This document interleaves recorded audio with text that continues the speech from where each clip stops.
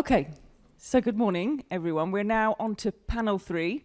I'm delighted and honoured to moderate this. I'm Silvana Masella. I run an SME called Trust IT. You heard that before. I'd like to thank Kuba Aris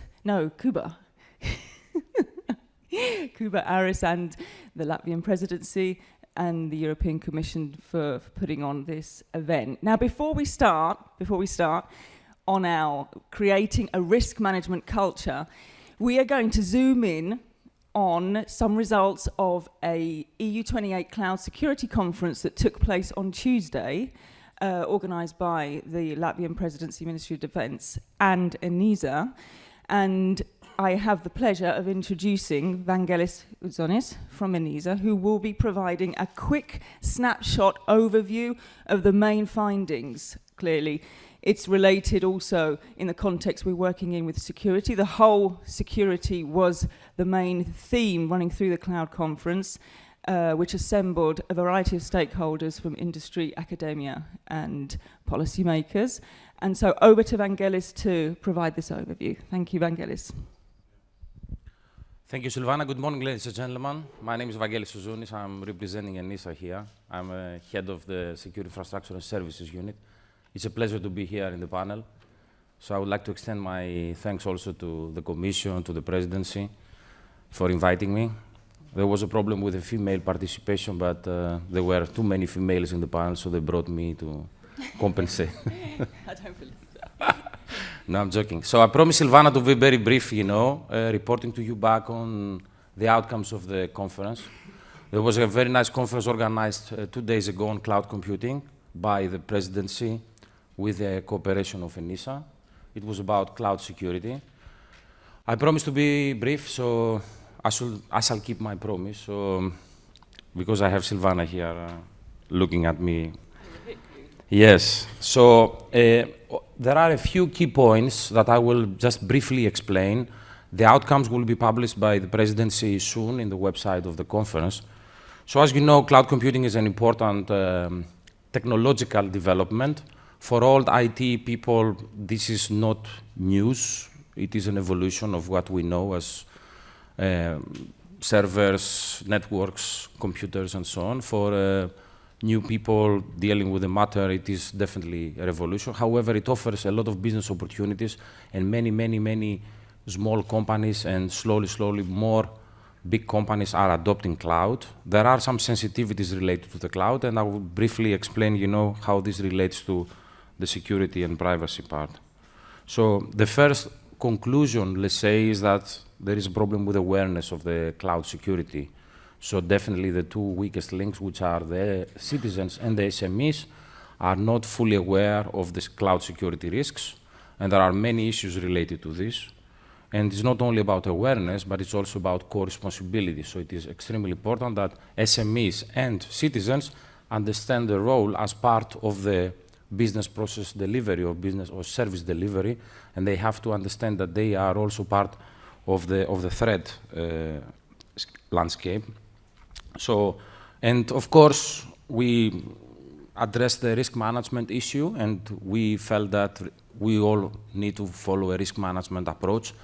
This is fairly obvious for big players, but also for SMEs, it is important to consider.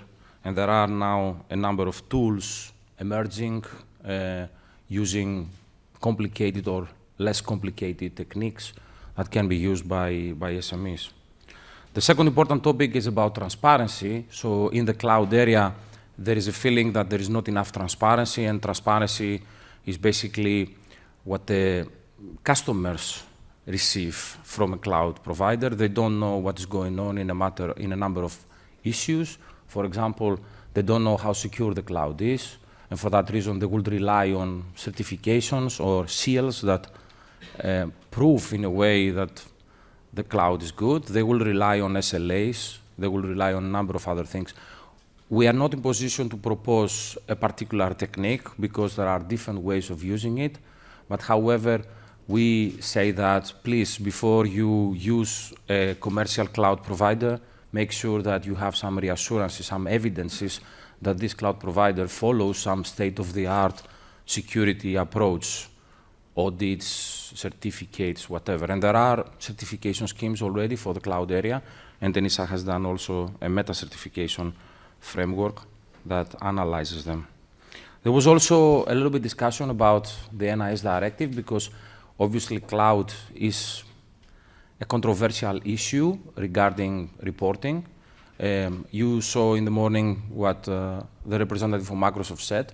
So obviously some people believe that they need to know about what happens in the cloud in terms of incidents. Others say, no, it is your problem, we just offer you an infrastructure.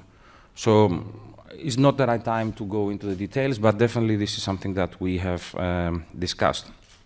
There is a need for more flexible policy approach to cloud security. And this is what I said. I mean, we cannot at this moment recommend a particular way of enhancing the security of the cloud. For example, I wouldn't recommend minimum security measures. I wouldn't recommend certification. So there's no one size fits all, and this you have to consider.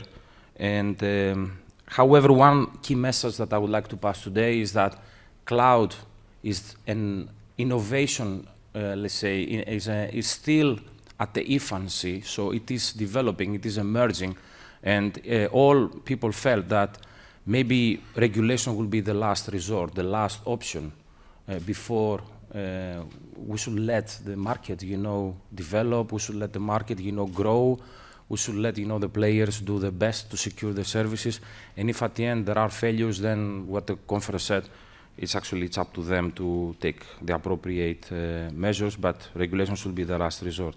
Data protection is a topic that comes again and again for obvious reasons. It's about data, where the data are, who has access to the data, what happens to the data when they transit, when they are, stored somewhere, what kind of jurisdictions, do we have in data centers and so on. So there is a big issue.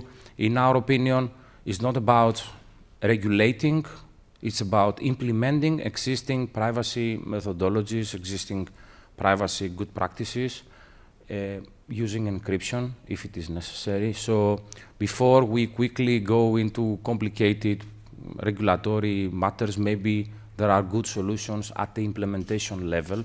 And with the advent of the General Data Protection Reform and the relationship of this to the NIS directive, maybe we have to reflect, how we do things. So we have the governmental clouds, which is obviously the evolution of the e-government services. We believe more and more member states will be using cloud computing for this kind of services. And ENISA has developed a number of good practices for this, but also member states follow their own national approach to things. This is really good. It's about variety. And I think that if we share knowledge and expertise, things will be better. Cloud computing is not a national matter, it's not a European matter per se, it's a global market. There are global players, acting, doing business, all over Europe. So this is we have to take under consideration. It is important for Europe, in the opinion of the conference participants, to develop the appropriate policy and regulatory measures and controls, but however, let the market develop by itself and not influencing it. We said this because there were some voices, in the audience 2 days ago about having a European cloud approach, developing a European cloud model and so on, which didn't find enough support. And of course, we see more and more cloud computing being used by critical sectors.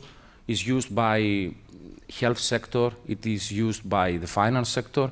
It is only a matter of time when reality, because cloud computing is reality, is business efficiency, is saving costs, will be used by these sectors. So it is extremely important to understand, that you cannot apply the same security controls for all cloud providers, for critical cloud providers, for providers who are offering critical services.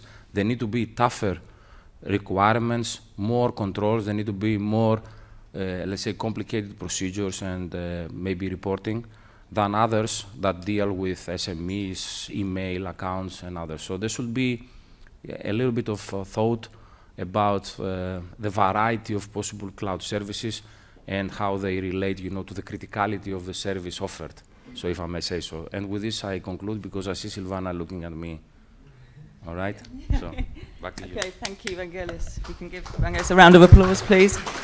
I'd like to just touch on one point that leads us nicely into this workshop, and that's on the raising awareness you talked about, and link that to SMEs. I don't think Rachel Bishop is still in the audience. Has she left? Is Rachel here? She mentioned some raising awareness techniques for SMEs specifically on cybersecurity, and how the government have issued some innovation voucher schemes, I think to the sum of around €5,000. And that's something we didn't pick up on Tuesday's event, and I think that's a relevant point. Many SMEs would benefit clearly from that, obviously, to come onto the cloud. So I think with that context, that leads us nicely into our first topic today of raising awareness in a risk management culture. And I'm proud to also introduce my other two panelists together with Vangelis. It's Eric Doblis, who is the founder and CEO of Ciabiti. You are an SME, and you're also a CyberGuard representative for Latvia. So welcome.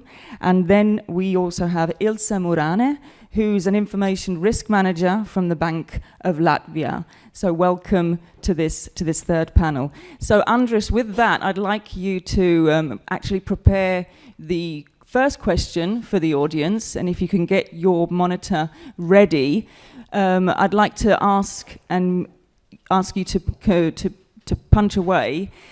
Do you have a risk management framework in place, or a dedicated team of risk management specialists in your organization? So this is an easy one. I think you can answer yes, no, or I don't know. So whilst we're elaborating the statistics for that, this first topic is something important. I want to go back to Commissioner Oettinger's speech on cybersecurity in May, where he mentions three main features around cybersecurity, making it more mainstream into EU policies, making EU a leader in cybersecurity. So, and this links me back to Tuesday, where we talked a lot about security by design. I'd like us to throw out the idea of cybersecurity by design as well. It shouldn't just be an afterthought. So, Andres, do we have some answers already? If you can show that immediately to us. What do we have there? Oh, I can't see there. So 77, oh yeah, and can we also have a show of hands as well, because that's certainly me. 77% have said yes, and 23 do not. Okay, a follow-up question to that is, how many of you have a cyber risk insurance policy in place? So, same here, yes, no, or not sure. Now, clearly, if we're sitting in this room discussing this in terms of raising awareness, what we should be seeing is that the percentage is going down. So it's an opportunity in place to actually discuss the whole raising awareness of risk management as a basis, and in terms of anyone having a cyber insurance policy too. Do we have the statistics on that, Andres?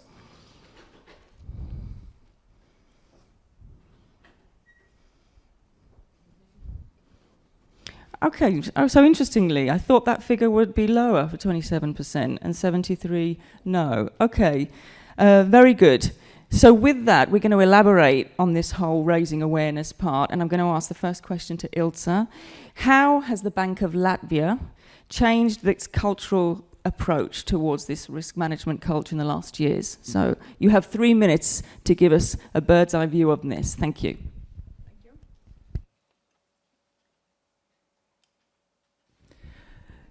Yeah. First of all, I could answer honestly that the Bank of Latvia has a cyber risk insurance policy for a while. I don't remember how many years. But about risk management, Bank of Latvia has been using information systems risk management techniques for 15 years, and kind of operational risk management processes and techniques for 12 years. And also we have employees' information security raising activities in place also around 15 years. And all those processes are involving constantly, but we haven't used cyber risk term. We still stick with information security and operational risks. Now let me say that central banks follow traditions and we don't change well working terms and frameworks, and we don't mess understanding of our employees with new terms without real need. But nevertheless, I have some thoughts to mention here about significant changes in cyber risk management environment. And first of all, is to mention that cyber security and cyber risks are now on our highest management agenda. And we used to have trust without questions for many years that if IT specialists say that there are risks and we need some tools and we need money for this, yes, please, we trust you, you need, please go and buy and give us just feelings that we are safe. But today information is spread in media, and a lot of threats are visible also for every manager. And now we sit all around the one table and discuss cyber risks in detail. And this participation of management in cyber risk management is really essential. Also, European Union and Latvian Parliament shows a direction. We have a cyber risk strategy for EU, and we have a law on information technology security in Latvia, and those activities shows to our management that this is important for everybody. Secondly, I should mention that security awareness for every user is becoming more and more important, because in old days we had to come out just with one message. Was mentioned by Rachel this morning. Just change your password often, and your password must be very difficult and hard to broken. But today this is not enough, because every user who has access to social networks, to internet in his working day also face all those threats and risks in his everyday work. And let me say that every employee is a risk manager to a certain extent now. He must take his own decisions to click or not to click, to open the message or not to open the message. And last but not least is cooperation. The central bank used to work in very closed environment. We tried to manage all what we needed in our own house, but today we changed this approach and we communicate with CERTLV, exchange experience, maybe activities in network, possible incidents, if any. Thank you. Okay, thank you very much, Ilse. So similar question maybe over to Eric's now. As a CyberGuard rep, I want to move into the area of clearly education, and I would like to hear your thoughts on how you think risk management could be adopted in a more broader level, and not to consider it, which is at the moment in much more university perhaps based with some courses or statisticians, etc. So how can you, I'd like you to elaborate on your thoughts on that. Thanks. So the first thing I like to do is to compare cybersecurity and risk management related to cybersecurity with road safety. So this is something that everybody understands to a way. It's been there for more than 100 years. And if I would ask who is responsible for risk management in road safety context, the correct answer is everybody. Like everybody who is participating in road traffic, like be it pedestrian or a driver, is in a way responsible for what is happening there. So, so this is a very important thing to understand, that everybody is responsible for risk management in cybersecurity. It's not that companies would create some risk management departments who would do everything and nobody else in the company would think about it. That just doesn't work. Like with road safety, we cannot make car manufacturers create cars which will not create dangers on the roads. They have to create safe cars to the extent possible. Drivers have to behave as they are supposed to, and pedestrians have to behave. So it's common responsibility. So about the question who is responsible, I would say it's just everybody, and everybody has to see the place in the big picture, what exactly they have to do in this picture. Currently, I see there's a big problem with this one, as specifically smaller companies and smaller enterprises, their management is often thinking like, this is for, I don't know, IT guys, or this is for risk guys, or this is for the vendors of systems. It's absolutely not. It's responsibility of also them. So how do we bring it to life, so to say? First, by recognizing this responsibility. This is where the problem is.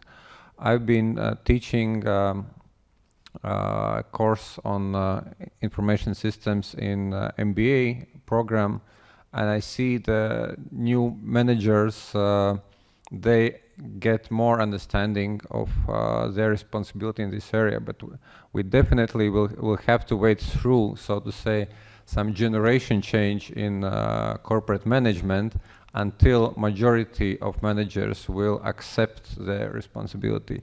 When we look at road safety history, it's basically the same. It's been like 30 years since the beginning of cars driving on the streets until the moment when people started to recognize what they have to do, until the laws were in place, and then much more time until people started to understand that it's not just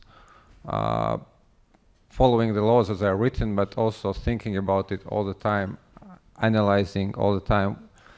I'm walking on the street, I have to think what can happen to me, and that's my responsibility. Okay, thank you. Touching back onto the cloud computing feature, this is a question for you, Vangelis. Yeah, and the potentials are clearly high,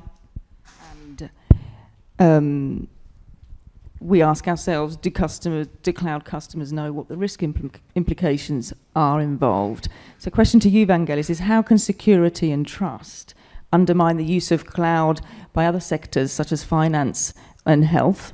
And what can we do to improve this? You have 2 minutes to consider that.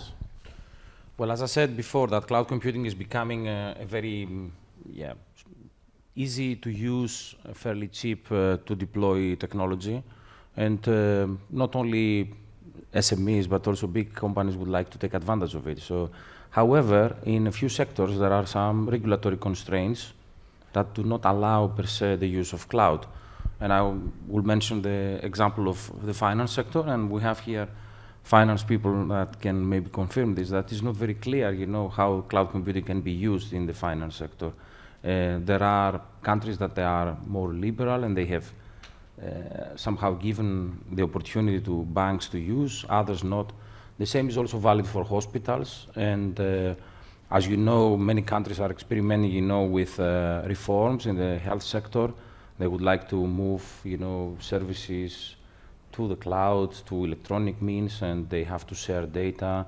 But however, there are, rules, requirements. Some of them are a bit old-fashioned and so on. So, in my opinion, it is important to understand the needs of these sectors, to understand, what are their security requirements, and try to develop good practices in the first place that can somehow address these requirements. And later, if it is necessary, maybe we can consider, implementing some regulations that would speed up the problems that cannot be easily solved. For example, in the financial sector, there is a lot of discussion about where the data are. So there are rules in the banks that probably prohibit them from storing data outside of the national territories. In a few countries, it is the case. So we have to debate about this, what it means for banks to store data, in other countries, and what happens, where these data, are in transit, if they are encrypted or not. Because a bank cannot automatically take a decision by itself, ignoring completely the regulations. That will be a big mistake, and they are very, very conscious. However, we are working on this. The same is also valid with medical data. I don't know if it is legally possible to move medical data from one country to the other. Maybe in a few countries there are no even provisions for these things. Never ever thought that medical data will move from one country to the other. So we have to reflect about all this to see what it means and how cloud changes, the way we operate. So there are indeed some security and privacy concerns. There are possible solutions, there are technical solutions, but okay, it is a matter of understanding them and reflecting them. And this is where we believe we'll be able to achieve growth, where we believe we will see these traditional sectors becoming more efficient, saving costs, creating, innovate, and maybe also boost the IT sector, because by allowing these sectors like banks and health sector and others to use cloud computing, definitely we will increase the need for IT services, for IT businesses. And that will be good for Europe, because unfortunately Europe is lagging behind in cloud. There are not so many cloud providers. Most of the companies that I personally know, the big ones, are from the States, and we are really very close to lose this market again. So, and that will be really, really bad for Europe, because in my opinion, this is the next train of innovation, if I can say so. And I say this in a conference of the digital single market. So, yeah, thanks, Vangelis. I'm going to throw the question to the floor, actually, before we move on. So we're covering clearly the topic around raising awareness around a risk management culture. Does someone in the audience want to add something about their national experience? Anything coming up from the Twitter feed, from a question? No, before moving on, Vangelis, just briefly, with the member states clearly using cloud computing, any government applications and services, can you just quickly touch upon what kind of trust and security problems they're facing with, very briefly? Yes, there is a big debate about the use of cloud computing by public sector. So some countries say, this is too big for me to manage, I will outsource it, because in a few countries there is a logic of outsourcing. Other countries say, no, this is sensitive governmental services data, I need to insource, I need to do it myself. So for any option, definitely there are security challenges to consider. So, and in most of the cases, these, let's say, technologies will be acquired, will be bought, through procurement processes. So definitely, we have seen member states following different approaches, and there is a report of ENISA who analyzes a little bit the maturity levels of the different countries. So, in my opinion, there are a few important things to consider. When you deploy a big governmental cloud, you have to be aware of your of the different things. You need to establish an instant reporting mechanism and scheme.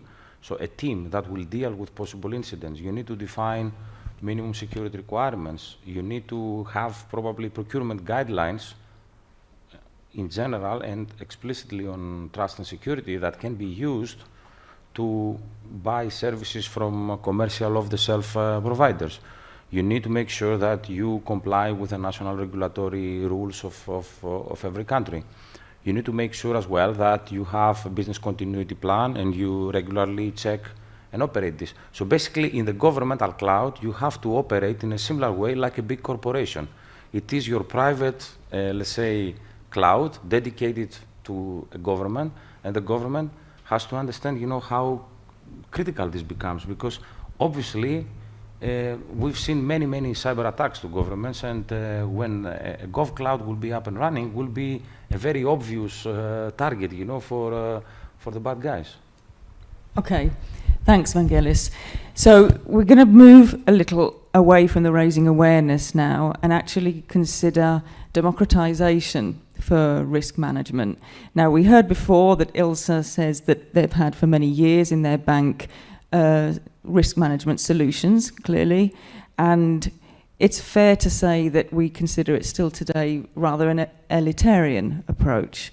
So you either have financial institutions or nuclear engineering sector who invest in this. But what about the rest of the world? So question to Eriks as an SME, how can we try and understand the importance behind risk management and then to be able to provide affordable solutions for all? 2 minutes. Well, one of the things that we have to communicate to SME management is the reason why do risk management in cybersecurity. Everybody associates it with cost, so which is quite wrong. Risk management in general is about saving money. And being able to do things which you are not able to do otherwise. I'll try to explain. So my favorite example comes actually from Ilse when she compares risk management to, again, driving a car. So why do you need a brake in a car? So you need a brake so that you can stop when you want. And being able to stop when you want allows you to drive actually faster. So this is exactly the same with cybersecurity. If a company, its management, if they understand the cyber risk, they can do some crazy things which they wouldn't be able to do if they wouldn't understand those things. So if I'm just like whatever, putting e-commerce site without like any security, anything, I am hacked the second day and I lose money. This is not way forward. So many companies see, oh no, we will have to do this and that, and it will cost us $1 million to make it secure. So let's better not to go into e-commerce at all. So they are actually not earning some money which they could earn. And the other extreme is that companies tend to spend a lot of money to prevent some risks which are less than the money they spend on them. So they see a risk and they spend $1 million on some sort of hardware device to do some crazy things and which protects it from some theoretical risk. So instead of looking at the risk, seeing, oh, this is actually my problem. So for this actual problem, the best, cheapest and most effective solution is that. And then taking that and doing that. Instead of like buying into some vendors' hypes and saying, well, our device will protect you from anything. Like there's no silver bullet there, like neither cloud computing nor security products, none of them will like remove the need for the basic risk management behind all that.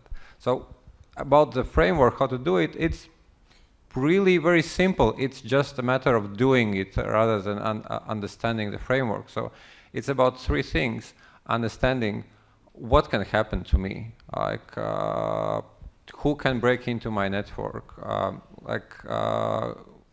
understanding what sort of information I could lose, what sort of information is confidential to me. So this is something that a business manager should be able to understand, like what matters to them. The second thing is how likely is that to happen? Like how likely is that somebody will break into my e-commerce site which doesn't even require a password to access it? Like very likely. Like you can go to your IT guy and ask, is it likely or not? You can read newspapers. Well, has that happened? Sure, it has. And the third thing is to understand, like, how important is it to me? So how important is that all my customer data can be stolen? Pretty important, likely. How important is that I don't know, some minor thing happens, not so important. So, and then out of that comes the decision. So this is important to me. I would be willing to prevent this risk, and I would be interested to spend up to this amount of money to prevent this risk. So this is it. Like, there's nothing more to it. Like, all the formal frameworks, they are good for regulatory environments. Like for banks, that's a different story. They need a regulation, they need a legislation, they need a framework. It's a different environment. If we are speaking about SMEs, it's like this. In fact, it brings me back to what Rachel said in the session before on the cyber essentials. If there was sort of a guide where I can just read exactly where the problems lie, like a checklist, yeah, that would be perfect. Ilse, so going back, in your opinion, what do you think is the current level of cyber risk understanding in society today? Let me start with a reminder that almost everybody currently has access to technologies that just 15 years ago was available only to corporations and businesses. And today, every one of us has in pocket a computer with power many times higher as it was first computers in big rooms. And in this situation, of course, we face different risks. And unfortunately, at the same time, society hasn't yet a huge experience with negative events coming. Of course, we read in news almost every day that something has happened, some databases has broken, some information has leaked, and websites are compromised. But if we come to everyday user, to member of society, that personal negative experience, unfortunately, we don't have yet very wide. But at the same time, some examples are to be mentioned. In last winter, we experienced, or some users experienced problems with Gmail account compromise. Just one wrong click, a bit of inattention to compromised web page, and your username and password is stolen. Also in Latvia, we experienced activation of CTB locker virus with characteristic to encrypt all user data on the computer, and some of our citizens lost all the data. This virus required the ransom to get the data back, and not everyone was ready to pay. 500 euros, for example, for all your nice photos of your first child, and so on. And then this situation, of course, people tend to learn from mistakes. Some of them started to change passwords. Some of them realized that there is such tools as data backups, and then the backups also is a good idea for private environment, not only for businesses. But nevertheless, awareness is not enough. And my suggestion is for companies and also for government institutions who educate employees, just to encourage everyone spend some time to evaluate their own risks at home, to be a security awareness advisor to families, to the children, and all together we will become more security aware and educated society. And let me summarize that ability to manage cyber risks is one of citizens' digital rights to be developed. We were talking yesterday morning a lot about digital skills, And this security skill we should put in this set of everything what we need. Thank you, Ilse. So we're coming to our... Oh, we have a question from the audience. Wonderful. Stefan, did you have a microphone? Yes? No?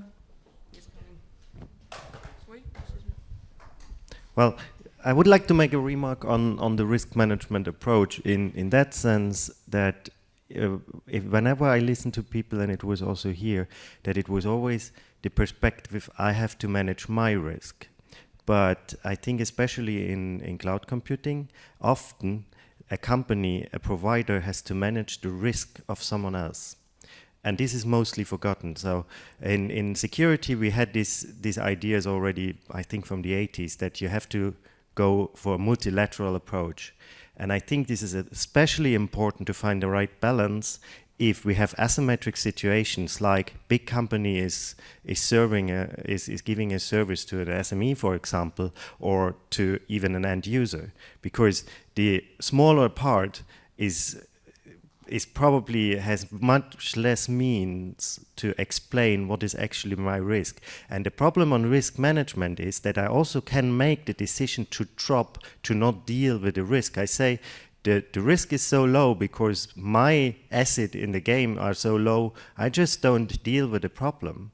So, but it might be the risk of someone else, and it might be, I don't know, X euro high risk from my customer, and my customer is his old property, so to say. So we need something like a multilateral risk assessment instead of I assess my own risk alone, especially in asymmetric situations.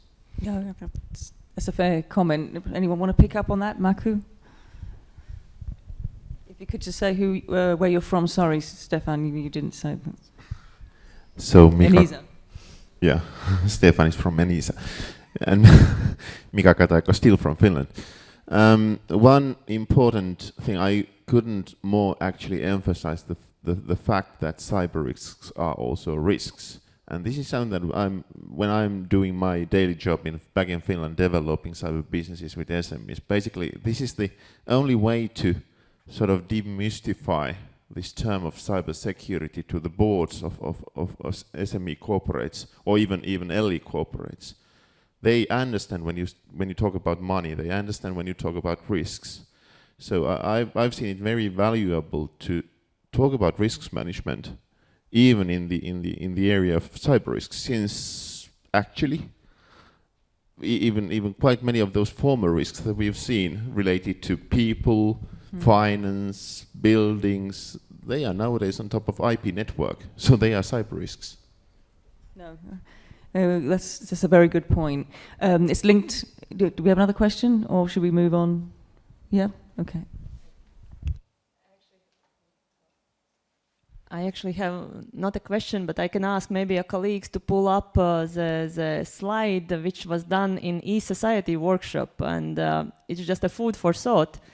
They did a voting on priorities, and when we speak that risk management is important, so when you speak about its fundamental rights of citizens, and actually the word missing is businesses. So awareness and risk management understanding, it still probably requires a lot of work, and you can see the people's priorities is that it's easy to use, once only, and understandable. Thank you. Okay, so moving on then to our final topic, which is concerning real-time products and solutions for risk management, and this is particularly important for cyber risk. We've seen in 2015 a report produced by Aon on the global cyber risk surveys that cyber risk has actually been introduced as one of their top 10 risks. I think this is the first time this has actually happened. So the question to Eriks, as an active member of the Cyber Guard, what do you think is to be expected from the governments at a concerted European level around the whole scenario of real-time solutions and products? Well, the most important thing for cybersecurity on our government level is definitely communication and coordination.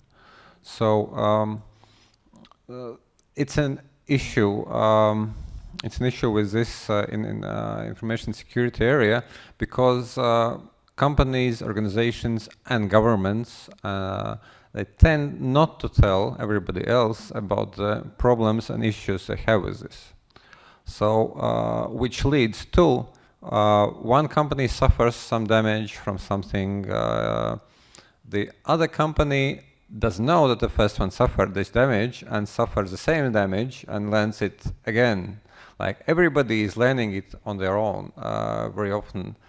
And this is sort of culture we have to continue developing. We have already started to develop it, and responsible disclosure is, as was talked before in the previous sessions, it was a very good example of openness in this. We have to make sure that we do it collectively, because if we look at the black side of the cybersecurity, which is a criminal world, they abuse the fact that we don't talk, and that's something we have to stop doing and start talking more and more. Thank you, Eriks. Ilse, in this rapidly growing digital phenomena, what do you think about the innovations that surround the whole real-time risk management frameworks? An opinion from a banker's perspective? Actually, this new concept, very popular real-time risk management framework, to my opinion, is more like a buzzword trying to get attention for and putting together pieces what we have already for a while. And let me remind that we have intrusion prevention and network monitoring systems for a long time. And network administrators use those systems to do their job and to analyze what is going on in network and make decisions to stop some parts of network or switch off and or analyze. But usually this information doesn't go outside the IT department. And then secondly, we of course have a lot of information security standards, and every standard says that we need information system risk analysis, and it says also that this analysis should be done regularly, once a year. And if we look now what happens during a year, it's not always enough regularly to do this. And third, of course, every organization has incident management process, even they don't know they have, because if something happens, people tend to try to find a solution for a problem. And those real-time risk management frameworks try to put all those three pieces together, get an information through technologies, through monitoring systems,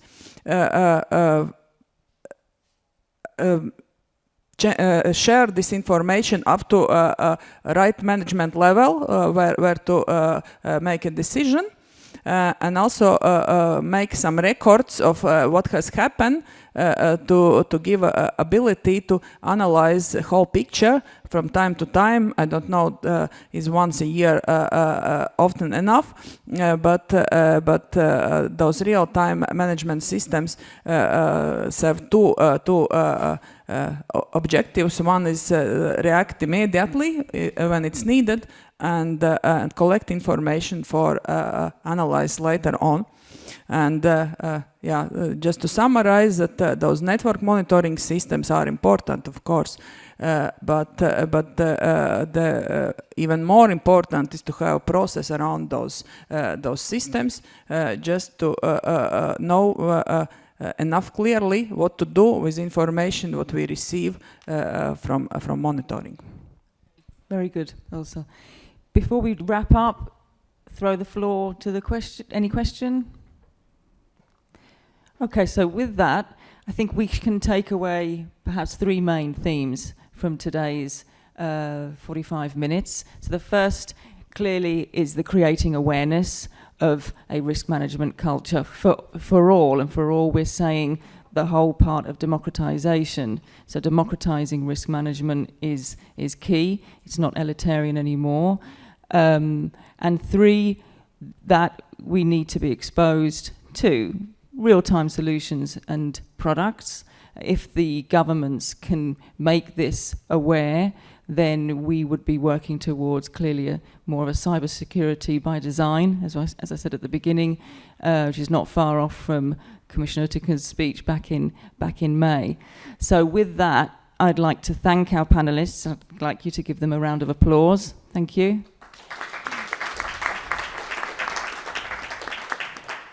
And with that, we'll close. Thank you very much. Oh, no, over to Kuba for some final words. Thanks. Thank you very much, Silvana. Anyway, I'm now the last thing, actually, last barrier before lunch, so I would be really short. I mean, we have been given the tasks to sort of have a short wrap-up, and then Eva will be presenting the findings of this workshop to the plenary. Just few highlights. I think the first session on NIS, what we had was actually, in a way, a real sort of state of play in terms of, we have advanced, but there are quite some differences in how we perceive the right legislative approaches, and I think this whole discussion about the scope is indeed is a case in point. I think there was also quite clear that we are going in a direction of a solution. I think there is a wide acknowledgement of the fact that this would be a game changer, an important step forward. I mean, nevertheless, there is quite a lot to be done in the future once we will be implementing that. A lot of challenges for the industry, for the governments, and also we have to see how we would translate actually into, I would say, cybersecurity needs of the citizens. A very interesting second session on responsible disclosure. We have a very sort of easy to grasp pedagogic explanation of what we are talking about. A new approach, I mean, increasingly being tested, still quite some questions. Should there be bounties program? Should there be not? What actually is the actual role of this in the way cybersecurity is managed? And I mean, it's one of definitely of the pieces of the puzzle. Very sort of insight into whole range of measures taken by one of the countries that is clearly quite advanced if we take the average. I mean, examples from UK which point out to the again broad partnership with the industry, targeted campaigns at related to awareness raising, etc. Yes, I think that given the fact that we are really well over time, I mean, you had then the last session on risk management. I think for me, what I found also a common theme here is that I think it comes again and again. We all feel we have made some major advances over last decade in cybersecurity, but it's still an area where we are only in a sort of, maybe not in infancy stage, but definitely in a stage of at most of adolescence. So there are many unknowns. And cloud computing indeed is an area where there is quite a lot of hesitation how to get things right. And this debate that Vangelis reported in the conference, again, is an interesting case in point. The degree of regulation that one should put forward, the stakes related to the trust of potential users in using and resorting to cloud services. Again, we saw there are quite some doubts, that there was very interesting data about that. And a very interesting dive into how sort of risk management culture is developing over last years. Again, it didn't start yesterday, but I think we've seen from both, let's say, Latvian examples, very interesting stories of how this works in practice. Silvana made just a wrap up of the last sessions. I will not repeat anymore. And I would like, this is perhaps a perfect occasion again to thank you all, thank the Latvian presidency, thank Eva and Elina for leading on this effort on the side of the Latvian presidency. I also want to warmly thank my colleagues Aris and Nicole for working hard on putting it up together. And again, my great thanks to the panelists, to the moderators, and to all of you for your active participation. And I'm sure we will be coming back to those issues many times again. Thanks.